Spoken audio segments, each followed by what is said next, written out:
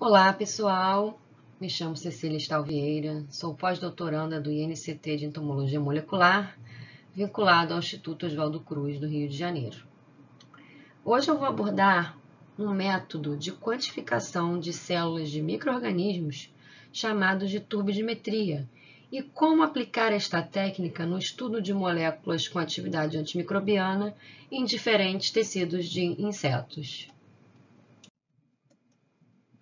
Diferentes métodos podem ser utilizados para a contagem de células microbianas, como, por exemplo, a contagem direta por microscopia óptica, que é realizada em uma câmera de Neubauer, com auxílio de um contador manual, onde as células são então visualizadas e quantificadas nesses quadrantes, e dependendo do micro-organismo, você vai quantificar ou nos quadrantes exteriores ou no quadrante do meio, tá? Essa técnica exige muita concentração e a dificuldade dessa quantificação aumenta quando se trabalha com micro-organismos flagelados, como, por exemplo, os Trypanosomatidae, Trypanosoma cruzi, a leishmania, uma vez que eles podem rapidamente se deslocar entre os quadrantes, levando a um possível erro de contagem, ou seja, você pode contar o mesmo parasito que no momento estava aqui e rapidamente foi para cá. Você pode contar o mesmo parasito 2 vezes ou até 3 vezes. Obviamente, a dificuldade é ainda maior quando trabalhamos com células bacterianas, pelo seu tamanho reduzido, que exige muita concentração, ou seja, essa técnica ela é muito laboriosa, exige tempo e concentração, mas ela é amplamente utilizada.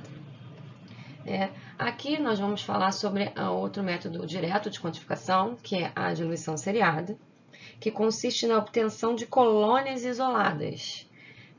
Geralmente colônias bacterianas, como a gente vê aqui, nós temos uma suspensão celular de bactérias, e se você plaqueia, você coloca em placas contendo um meio sólido, geralmente um agar contendo BHI ou outros meios. Se você coloca uma concentração muito alta dessas bactérias na placa, você não consegue isolar colônias, Enfim, então você vai fazendo uma diluição seriada dessas amostras, e assim você te permite isolar essas colônias para você quantificar. Existe, obviamente, uma forma de você calcular baseado no inóculo, no volume que você diluiu a amostra, tá? E é um método direto que tanto vai te permitir quantificar o número de células viáveis, ou seja, células vivas, como também te permite o isolamento de micro-organismos, ou seja, você pode estar trabalhando com o intestino de um inseto e você quer identificar novos micro-organismos da microbiota, e você pode, através dessa técnica, isolar, é uma primeira etapa no isolamento de micro-organismos da microbiota. A turbidimetria, que é o tema dessa apresentação, ela é um método indireto, uma vez que se quantifica a massa celular e não exatamente a quantidade de células.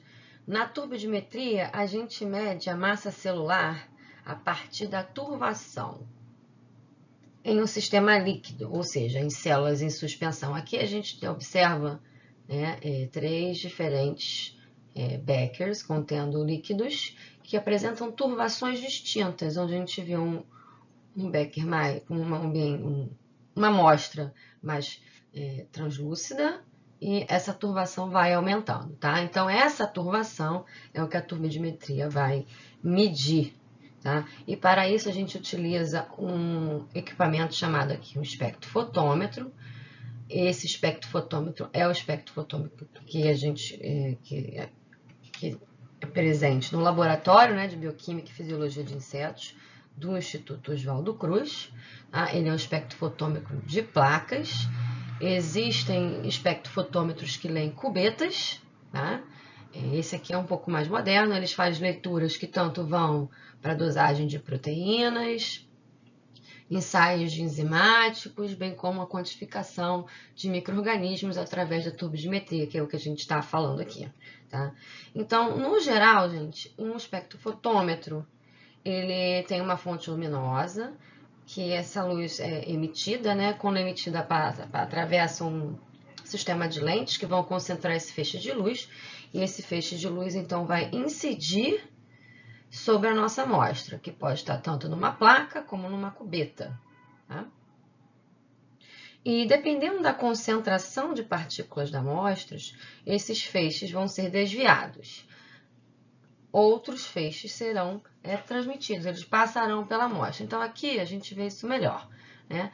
Vamos ver que esse feixe de luz passando por uma cubeta, contendo provavelmente uma água potável, né? Que não é visível aqui a presença de partículas ou de bactérias em proliferação.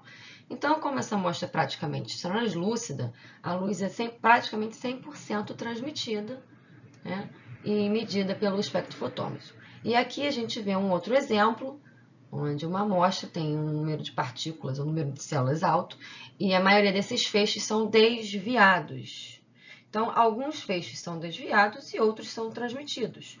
E o que se mede na turbidimetria é a relação dos feixes que foram desviados com os feixes que foram transmitidos. Então, quanto maior a concentração da amostra em turbidimetria, né, que pode ser resultado do maior número de células, maior número de bactérias, menor será a quantidade de luz que será detectado, né, como a gente vê aqui nesse esquema. Os feixes que foram desviados, né, os que foram desviados da amostra ao bater nas partículas, eles são calculados como a absorbância da amostra, ou a densidade óptica, que é a unidade, a densidade óptica, que está nesse texto, vocês podem ver, é a unidade utilizada para medir a turbidez de uma amostra. Então, aqui a gente teria uma densidade óptica menor do que dessas amostras aqui.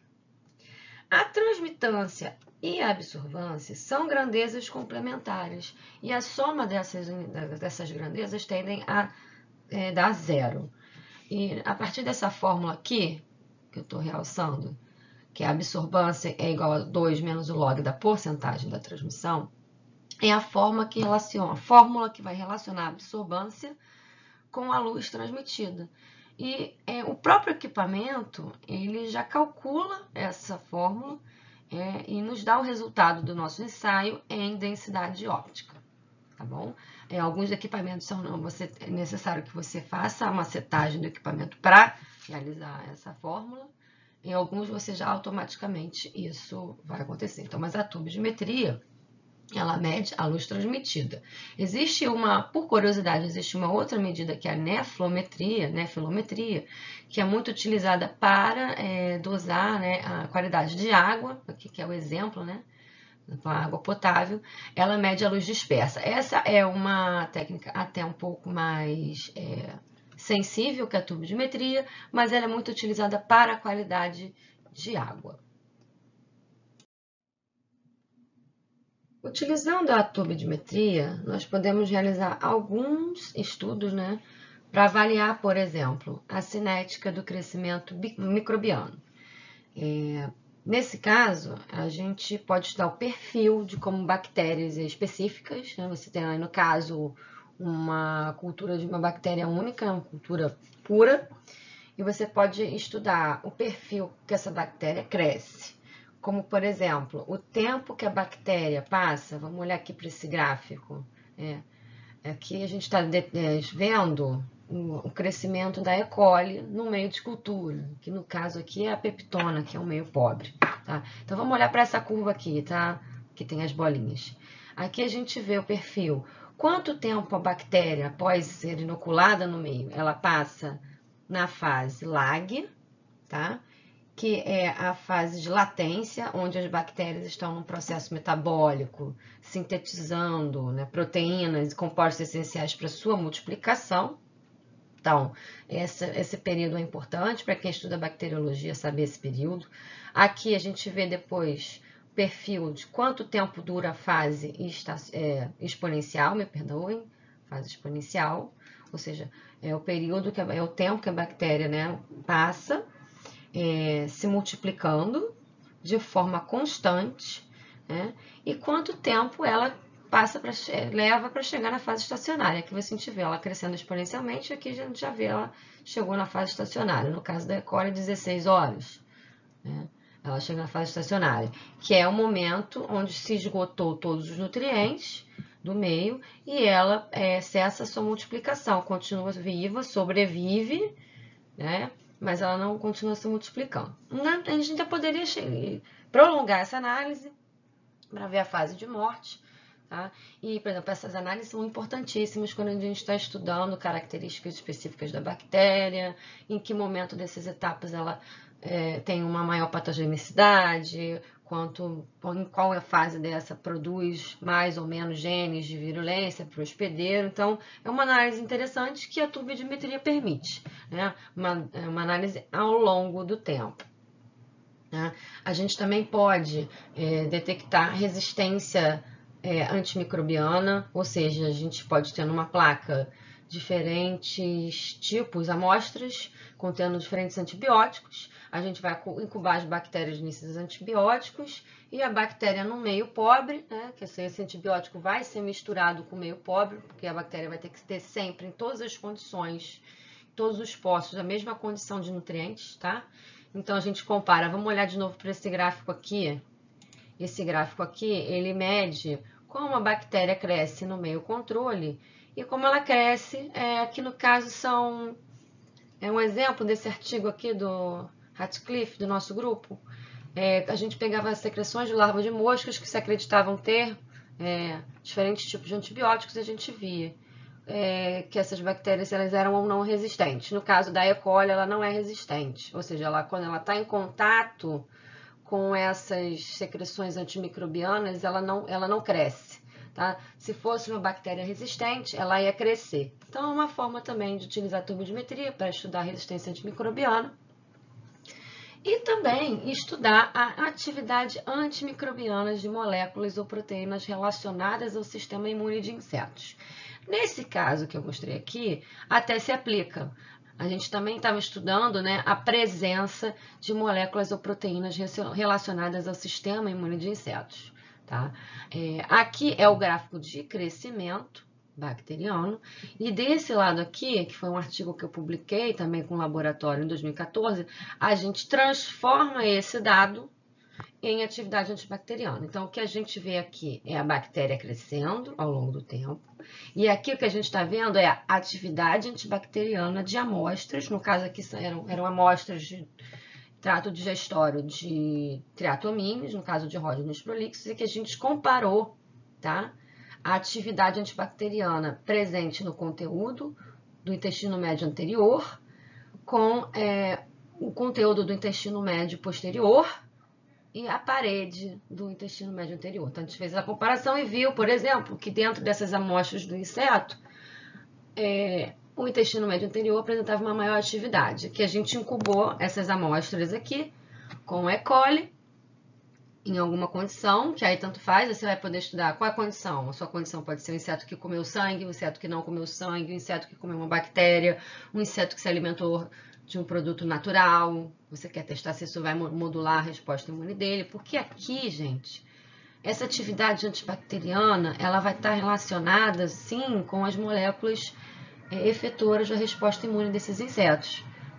E geralmente essas moléculas elas estão mais ou menos presentes nesses tecidos do inseto, dependendo da condição, dependendo se ele foi ou não desafiado por um patógeno, né? Porque quando o inseto ele é desafiado por um micro-organismo, por uma partícula estranha, pode inclusive ser uma droga, pode levar à ativação de algumas vias de sinalização da resposta imune, ou seja, essas vias reconhecem a partícula estranha, são ativadas e vão culminar com a síntese desses efetores, que podem ser peptídeos antimicrobianos, podem ser reativos de nitrogênio ou oxigênio, pode ser a própria ativação da cascata da profenol oxidase, tá? E todas essas moléculas, elas matam diretamente a célula microbiana e a gente pode, então, adaptar. A gente, então, adapta o crescimento bacteriano para a atividade antimicrobiana, que a gente vai, no final dessa apresentação, eu vou mostrar como a gente faz isso no Excel, tá? Então, a gente usa essa técnica para essas coisas. Então, a aplicação é bem vasta. Você também pode ver, você pode estudar, por exemplo, a cinética bacteriana da microbiota geral do inseto, tá? Obviamente ali você vai estar mascarando que espécie cresce mais que a outra.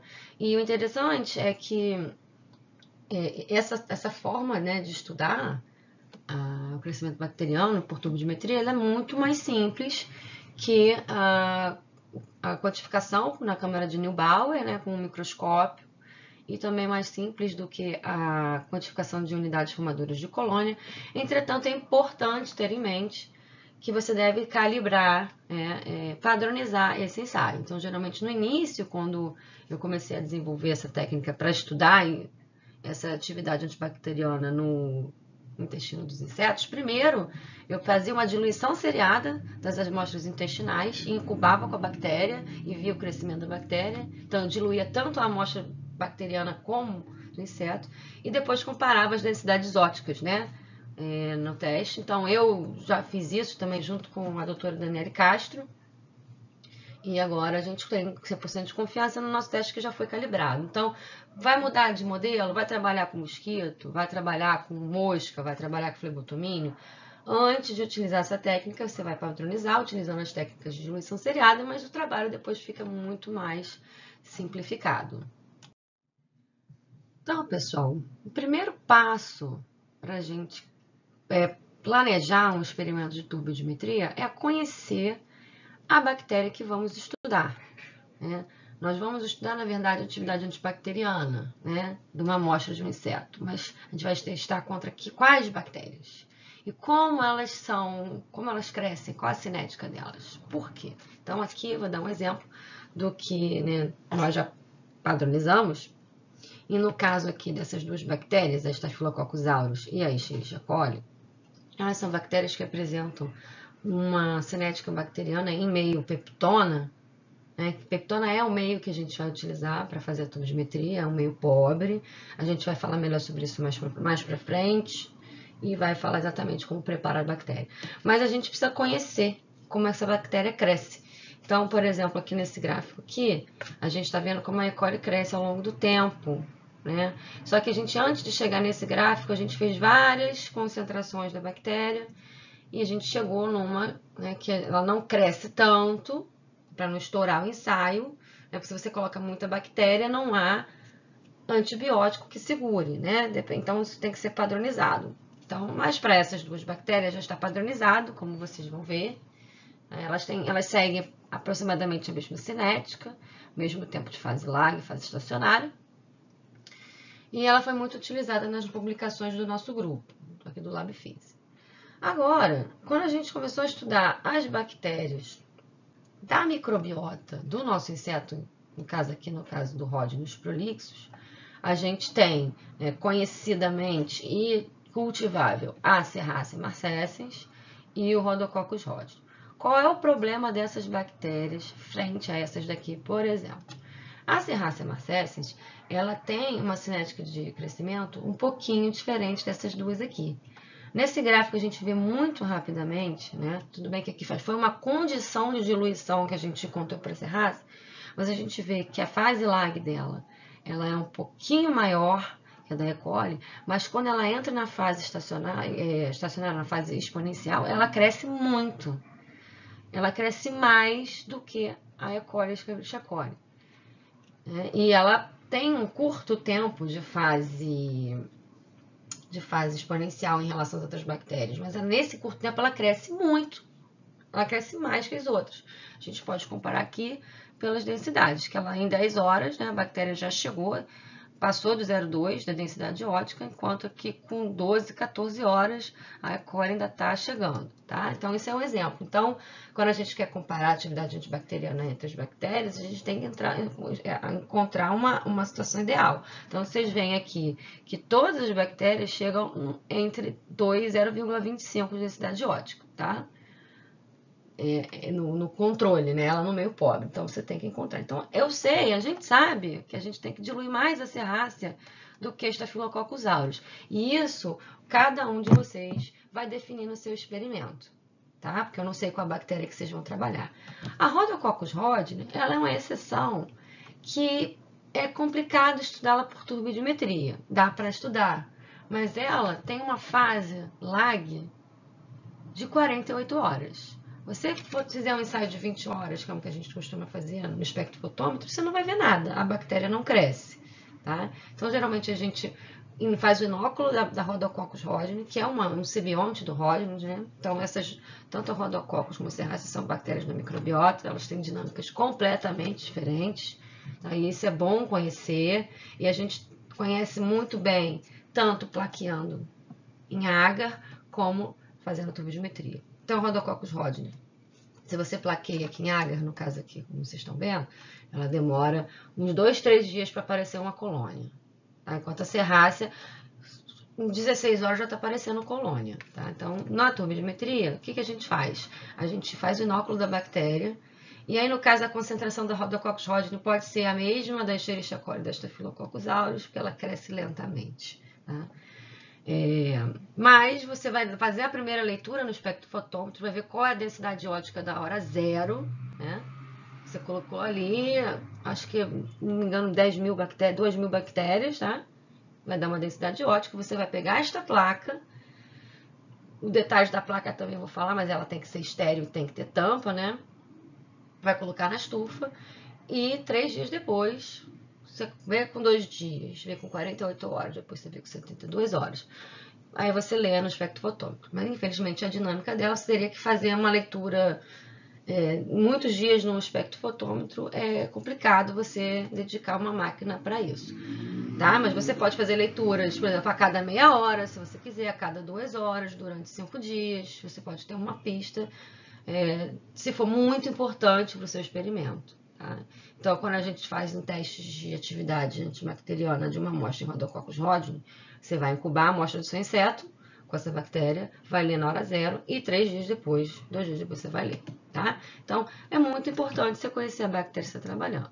Sem contar que você tem que também saber se a bactéria que você quer estudar é cultivável. Existem bactérias que elas não crescem em nenhum tipo de meio de cultura, tá? Então aí a turbidimetria não serve para esse estudo. Você tem que lançar mão de técnicas de sequenciamento, enfim, técnicas não cultiváveis. Durante o planejamento de um experimento, nós sempre temos que pensar em todos os equipamentos e reagentes que iremos utilizar durante o experimento. E com a turbidimetria, isso também é importante, porque a gente usa várias coisas, tá, durante a realização de todas as etapas do experimento. Bom, na turbidimetria, a gente precisa ter as bactérias devem estar criopreservadas, tá? Pode ou não estarem já nas placas por esgotamento, né? Bom, mas tem que ter as bactérias, os plásticos que a gente usa para o crescimento das bactérias, que são os tubos do tipo Falcon, os tubos de Eppendorf, tipo Eppendorf, de 1,5 ml ou 2 ml, onde a gente realiza as diluições, tá? A centrifugação e a lavagem das bactérias. As pipetas, onde nós vamos, né, coletar diferentes volumes, né, da bactéria, ou do meio, ou da amostra. E é importante a gente já reservar para o experimento uma pipeta que vá até 10 microlitros, uma pipeta que vá até 200 microlitros e uma que vá até 1 ml. Esses são os volumes que a gente precisa na utilização, na realização da turbidimetria. As ponteiras, elas têm que ser estéreis, entretanto, não precisam ter filtros. Então, baseado nas pipetas, nos volumes das pipetas, vocês vão também autoclavar as ponteiras de acordo com a pipeta. Precisamos de placas de 96 poços. Essas placas têm que ser estéreis, ou seja, elas vão vir embaladas uma a uma. 96 poços com fundo chato e tampa. Né? Como o experimento ele dura aproximadamente 18 a 20 horas no espectrofotômetro, ele tem que estar fechado para que não haja contaminação, né, das amostras. E essas placas têm que ter permitir uma pequena evaporação. Isso é uma descrição que tem na placa, pois como o ensaio é realizado em temperatura de 37 graus, ela vai ocorrer uma evaporação, e se isso não for liberado da placa, você vai ver um esfumaçado, né, um embaçado na placa, isso vai interferir na hora da leitura, vai dar uma densidade ótica maior, então tem esses detalhes da placa. Nós vamos precisar da estufa para crescer as bactérias. O mais importante aqui é a cabine de segurança biológica, onde nós vamos preparar todas as amostras. Vamos precisar dos seguintes meios. A gente vai precisar do Triptone Soy Bro, que é o caldo de triptona com soja. Vamos precisar da água peptona, de PBS, tá? Além de água, também água destilada e estéril. Tá? Todos os líquidos, todos os meios e a água, PBS, todos deverão ser autoclavados com antecedência. Então, é muito bom você planejar esse experimento uma semana antes de realizá-los, porque vocês têm que autoclavar todos esses tubos, tudo isso tem que ser autoclavado, ó. Falcon, Eppendorf, ponteira, água, PBS, fazer o meio, tudo tem que estar autoclavado. E a placa que já vem estéril do fabricante, ok? Então, aí continuando, a gente vai precisar também de um espectrofotômetro acoplado ao computador. E o computador vai ser importante também, não só para captação, né, para captar os dados do ensaio, mas depois para realizar as análises no Excel, tá? Então é isso. Vamos agora ao passo a passo para a preparação das bactérias para o ensaio. Bom, vamos considerar as bactérias clássicas para a realização da turbidimetria, que é a Escherichia coli ou a Staphylococcus aureus, né, que são bons representantes do grupo das bactérias gram-positivas, no caso a Staphylococcus aureus, e de gram-negativos, que no caso da Escherichia coli. Bom, as bactérias, elas devem ser mantidas sempre em criopreservação, tanto, né, como a gente vê aqui no balão de gás nitrogênio, no nitrogênio líquido, ou ainda no freezer menos 80. As bactérias, elas mantêm as suas características genéticas nessa condição. Entretanto, para a realização de ensaios com alguma frequência, nós podemos fazer um plaqueamento dessas bactérias em agar, um plaqueamento por esgotamento, onde a gente consegue obter colônias únicas, tá?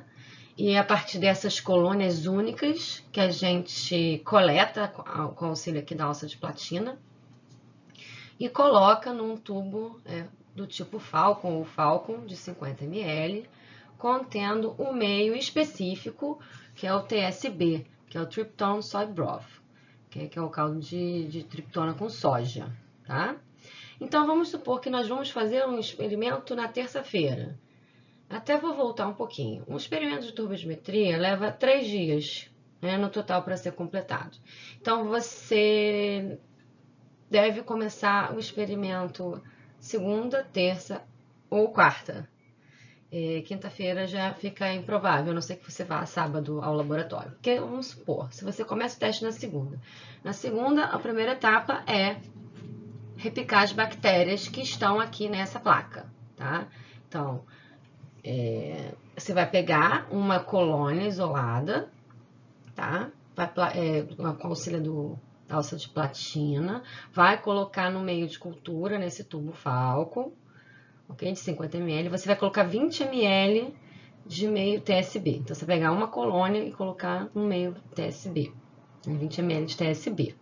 Você vai colocar esse tubo com a bactéria dentro de uma estufa, que deve estar a 30 graus, vai incubar por 18 horas, numa agitação de 90 rotações por minuto. Então, como você precisa deixá-la crescer por 18 horas, você tem que fazer esse preparo no dia anterior do ensaio em si. Bom, no dia seguinte, você tem que calcular, né, para ficar às 18 horas direitinho, não passar nem ficar menos. Tá? Então, você geralmente faz esse repique aqui quase no final do seu dia, tá? Por exemplo, na segunda-feira, você faz no final do dia esse repique. Então, passadas as 18 horas da bactéria crescendo na estufa, você vai então pegar dessa cultura que você vai ver que está turva, você vai ver a diferença, Ou seja, se não tiver turva, se você não vir diferença do inóculo do dia anterior, alguma coisa aconteceu, sua bactéria já não está mais viável na placa. Isso é um detalhe que eu vou deixar aqui para vocês. Quando a gente vai trabalhar com turbidimetria por um período, a gente tira a bactéria da criopreservação, coloca na placa, e essa placa vai durar no máximo 3 meses. Tá? Depois disso, as bactérias elas morrem, a colônia vai continuar lá, mas ela está morta. E o que você vai observar é isso. Quando você pegar a calça de Platinum colônia e colocar aqui no meio, você vai crescer por 24 horas e você não vai ver ela crescer, tá? Ou também o que pode acontecer é ela contaminar. Então, toda vez que você mexe com essas bactérias, você está mexendo numa cabine de segurança biológica, tá? Se você abrir essa placa no meio ambiente, ela vai contaminar. E aí você não vai estar trabalhando com uma cultura pura. Bom, então voltando aqui, a gente então, no dia seguinte, vai ver esse tubinho com o líquido turvo, indicando que a bactéria cresceu. A gente pega então 100 microlitros, com auxílio de uma pipeta, né? 100 microlitros desse meio com a bactéria, vai passar para um novo Falcon, contendo agora 10 ml de TSB. Então, a gente pega 100 microlitros da cultura e coloca em 100 ml. Pega 100 microlitros e coloca em 10 ml de um novo TSB. E aí, essa incubação vai durar 4 horas, nas mesmas condições anteriores, a 30 graus com agitação de 90 rotações por minuto. Então, nessas 4 horas, vocês podem começar a preparar a placa, montar o fluxo, né? Como você vai organizar a sua cabine biológica, desenha o que você vai colocar em cada posto da placa. Essas 4 horas vocês usam para a organização do experimento, provavelmente já a preparação da amostra, que vai ser uma etapa que eu vou falar mais à frente.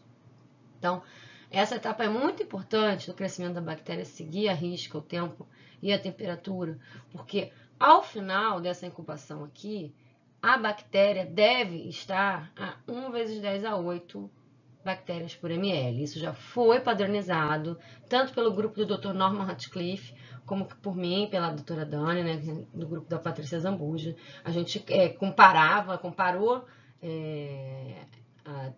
a densidade ótica em contagem na câmara de Neubauer, então foi um trabalho muito laborioso, onde eu contei as bactérias em câmara de Neubauer, horrível, mas tem que fazer. Então, para a bactéria Escherichia coli e Staphylococcus aureus, está padronizado desse jeito. Então, se vocês chegarem nessas condições que a gente está mostrando aqui, vocês vão chegar com essa concentração. Se vocês deixarem horas a mais, horas a menos, ou com a temperatura diferente, no final não vai ter essa concentração, tá? E para o uso no ensaio, essas bactérias devem ser diluídas para 1 × 10⁴. Tá? Então, vocês vão diluir essas bactérias em PBS. Mas vamos lá, vamos voltar para a lavagem das bactérias. Saiu dessas 4 horas de incubação, vocês vão pegar 1 ml da cultura bacteriana, tá?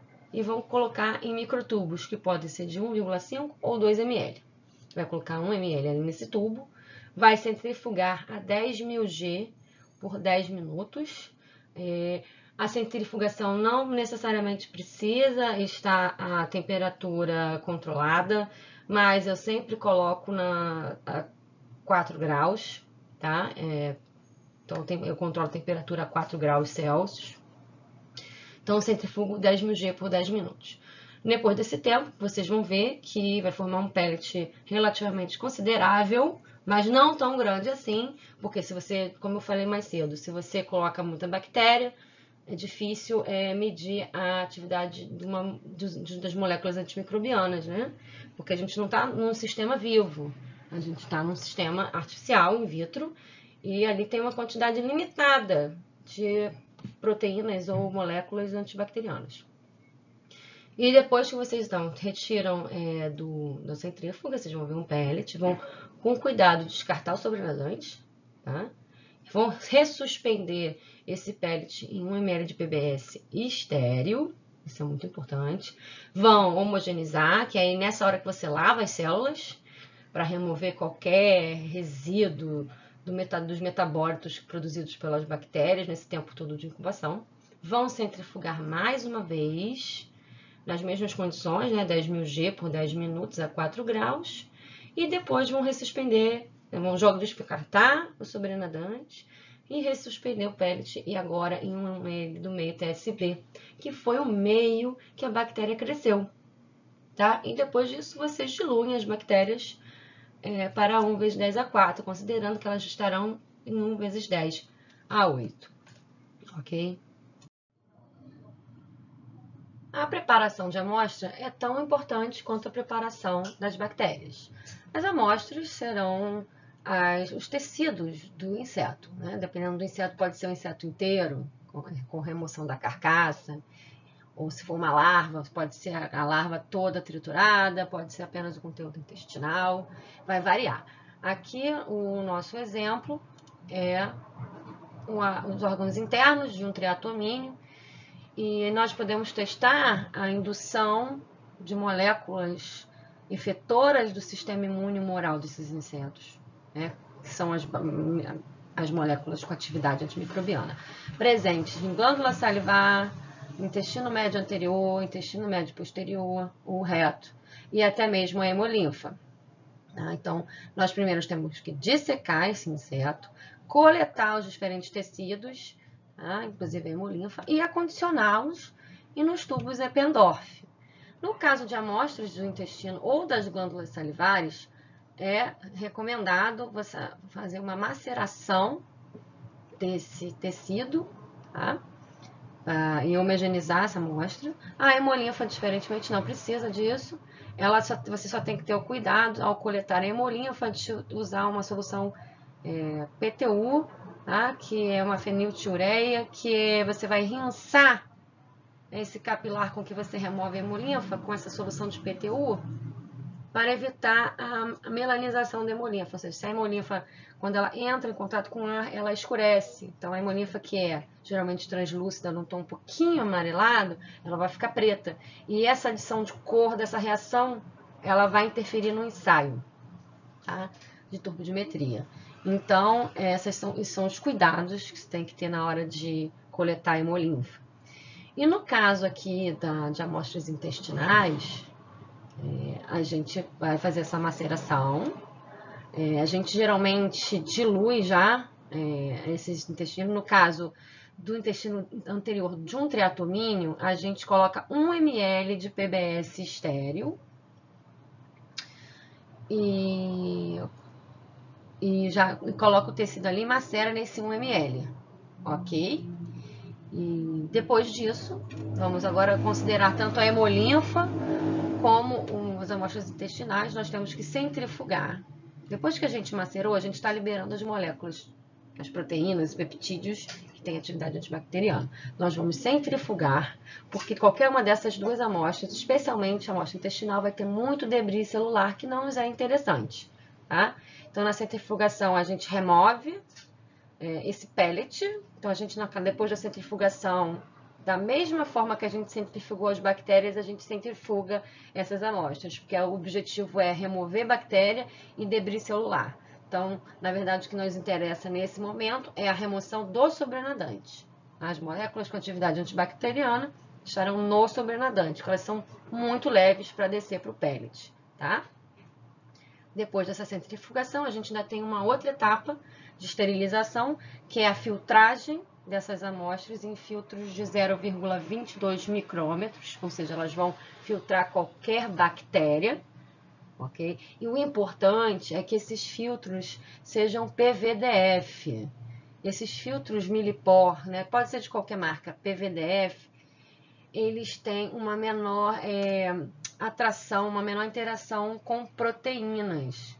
Então, dificilmente as proteínas vão ficar retidas no filtro, ok? Então, existe essa característica dos filtros que é bom vocês anotarem, guardarem. Filtro 0,22 micrômetros, PVDF, com pouca interação proteica.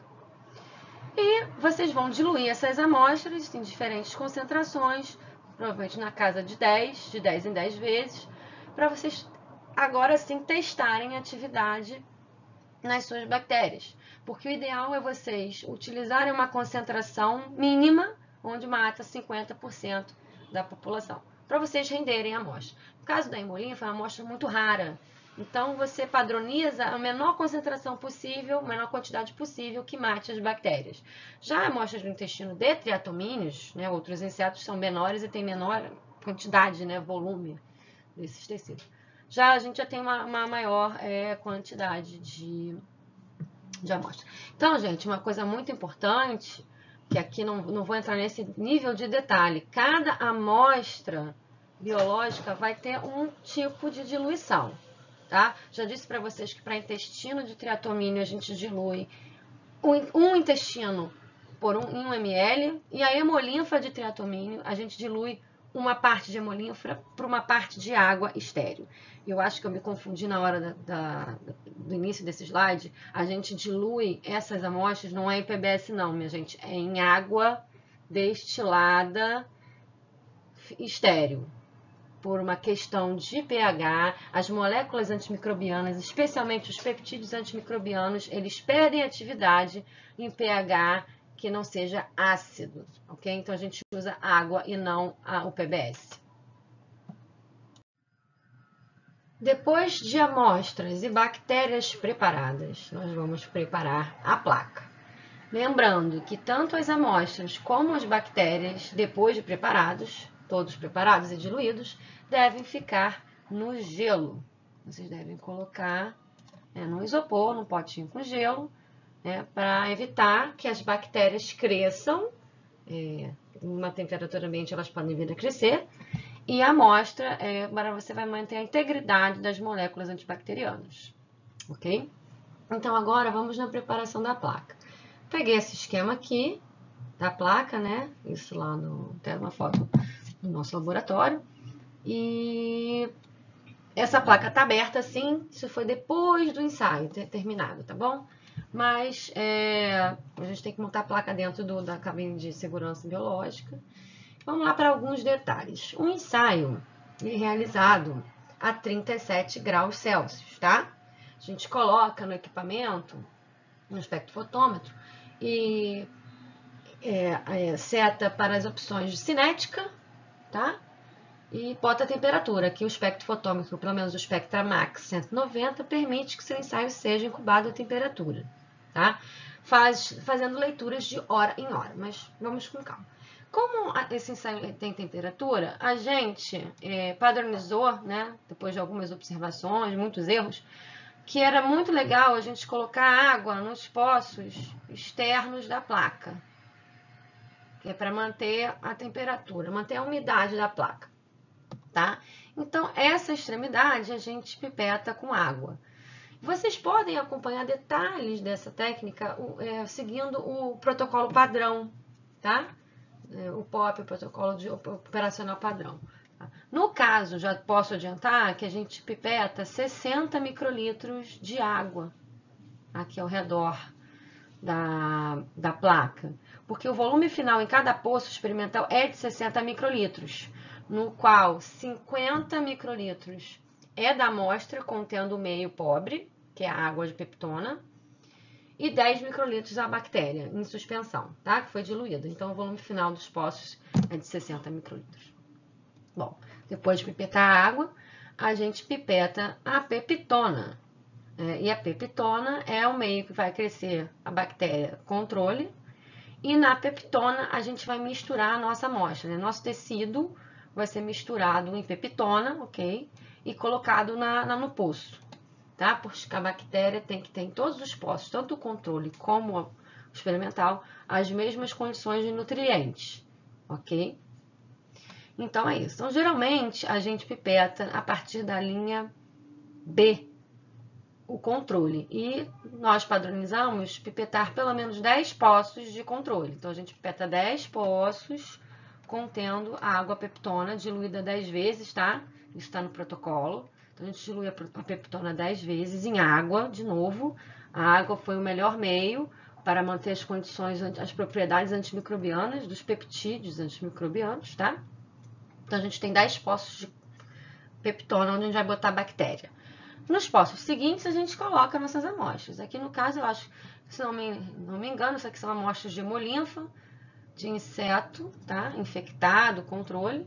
Então, você vai misturar, aí tá a diferença. De acordo com sua amostra, você vai ter volumes diferentes. Para intestino de insetos, a gente usa 45 microlitros da amostra com 5 microlitros da peptona não diluída, tá? Que aí quando você faz o cálculo, ela vai estar também 10% igual aqui. É a mesma concentração de peptona, tá? Mas quando você trabalha com hemolinfa, são volumes menores, então você faz um cálculo. Então, a gente pipeta. Então, primeiro, a gente pipeta a água, depois a gente pipeta a peptona, onde a gente vai fazer o teste, ok? E o desenho da placa tem que ser feito anteriormente dessa pipetagem, para você saber onde está a sua amostra, a sua bactéria. Por exemplo, a gente pode ter aqui na linha C as condições experimentais da hemolinfa de um inseto controle. E aqui as condições de hemolinfa de um inseto infectado. Então, vamos supor que é isso, né, que essa placa representa. A gente viu aqui a bactéria, ao final do ensaio, ela cresceu. A gente vê a turvação aqui, que o espectrofotômetro vai nos dar em densidade ótica. Aqui, me parece que as bactérias não cresceram. Você vê que estão mais límpidas. Então, a densidade ótica vai ser menor, sugerindo que tem alguma coisa nessas amostras aqui que impedem que a bactéria cresça, né? Já na linha D, nesse caso, a gente vê que as bactérias cresceram. Então, alguma condição experimental, seja lá qual for, infecção, tratamento com drogas, com óleos essenciais, mexeu de alguma forma na imunidade que pode ter diminuído, na verdade, a produção de moléculas com atividade antimicrobiana, tá? E é assim que a gente monta a placa. Então, primeiro, põe a água, depois a peptona e, ao final, a gente pipeta os 10 microlitros da bactéria, que está a 10 a 5 bactérias por ml.